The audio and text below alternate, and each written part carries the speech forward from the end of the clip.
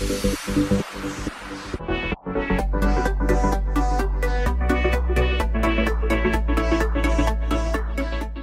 voudrais saluer l'ensemble des personnels des médias du Bénin, saluer les patrons de presse qui se battent comme des joueurs de nuit pour faire fonctionner leur organe de presse, saluer les journalistes qui, dans leur diversité, se battent pour que cette presse existe, malgré les difficultés, malgré les complications, malgré les tares, les avatars de notre corporation, malgré la fragilité existentielle, fragilité crasse qui frappe la presse et qui, malgré tout ça, eh bien, font vivre la presse béninoise et donner un certain écho à la démocratie de notre pays.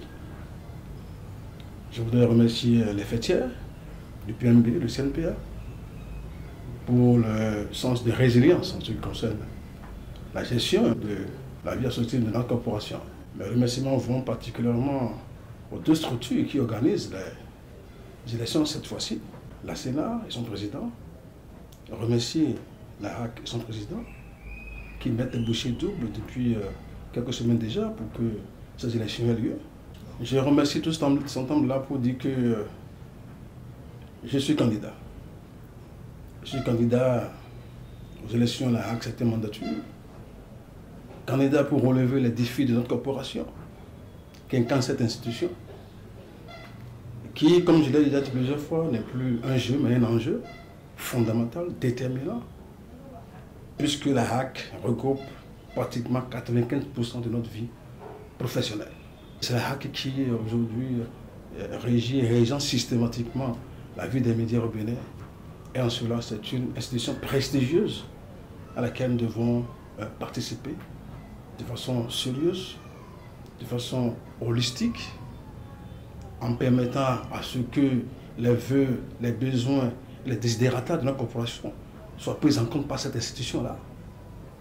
Je suis candidat à ça.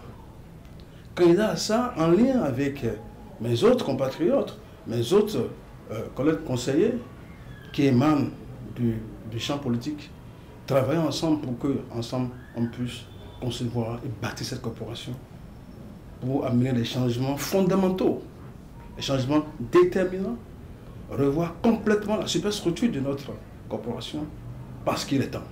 J'y vais aussi pour essayer, peu ou prou, de mettre en chantier ou de mettre en valeur ou de dire de façon plus ou moins retentissante les désirs, les desiderata de notre corporation en ce qui concerne les réformes demandées par le chef de l'État. Et en cela, je voudrais remercier le chef de l'État qui depuis 8 ans n'a pas jeté un regard à concilier vers nous, mais qui s'est rebuffé et a décidé d'aller dans la condescendance en demandant ce que désormais il y a réforme de la presse. Et c'est cette réforme-là que, humblement, je voudrais aller faire cas au niveau de la HAC. La HAC, c'est aussi l'environnement économique. La HAC, c'est aussi la possibilité de donner à nos professionnels des médias la possibilité d'avoir une carte de presse qui nous ressemble, une carte de presse dont la délivrance doit être rapide, une carte de presse qui ne doit pas bénéficier d'autres conditions pour être délivrée. Une carte de presse qui doit avoir les avantages et afférents, les avantages personnels, les avantages structurels, les avantages administratifs. J'y vais parce qu'aujourd'hui, la fragilité au niveau sanitaire est telle que il faut que nous puissions avoir la possibilité d'installer une police d'assurance propre des médias. La HAC le peut. Il n'y a que désormais, le fonds permettra à ce que tous ceux qui vont aller au fonds puissent avoir la possibilité de tenir compte des procès des médias au niveau du volet social de leur projet. Parce que nous allons nous battre pour que aucun projet ne puisse aboutir sans le volet social, sans la prise en compte des procès des médias, sans le respect de la convention collective. Donc ce fonds va agir en cela. Ce fonds va aussi permettre aux entreprises de presse, sur la disposition de l'article 40, de bénéficier des allégements fiscaux. Nous allons nous battre pour que le guichet fiscal unique soit une réalité, pour que l'allègement au niveau de la douleur et des difficultés que les entreprises soient une réalité complètement derrière nous, se battre pour que, eh bien, cette entreprise-là retrouve leur existence réelle, pour qu'ils travaillent les professionnels des médias. Je voudrais aller pour essayer de conjuguer un peu au présent et au futur la possibilité à ce que un journaliste professionnel doit travailler dans une rédaction professionnelle autorisée par la HAC. Les médias en ligne jouent aujourd'hui un rôle fondamental. Les médias en ligne ne doivent plus bénéficier de tant de temps avant d'être autorisés. Donc nous allons nous battre pour que l'environnement économique y soit. L'environnement économique, c'est celle qu'on doit imposer au FADEB pour que ce FADEB puisse mettre en chantier les projets structurants de la corporation. Une radio, une télévision, un média en ligne, sans environnement économique, est voué à l'échec. Il faut que le fonds puisse servir à ça. Il faut qu'on ait une régie publicitaire, une centrale d'achat, une médiamétrie. Il faut qu'on ait la possibilité d'avoir ce qu'on appelle une imprimerie nationale qui permet à ce que les journaux, les organes de presse puissent éditer avec un système de paiement différé. La centrale d'achat qui permet aux organes de presse de payer les bandes, les fongibles, les caméras, les plaques avec un système de paiement différé. Autant de choses qui sont possibles. Si par la grâce de Dieu, vous m'aidez à y aller. Si par la grâce de Dieu, vous posez votre vote sur le numéro 3 du bulletin unique, nous allons essayer d'y aller. Y aller aussi parce qu'il est fondamental que nous puissions jeter un coup d'œil au niveau de la réduction de certains coûts. Chers amis, ceci est possible ensemble avec les autres.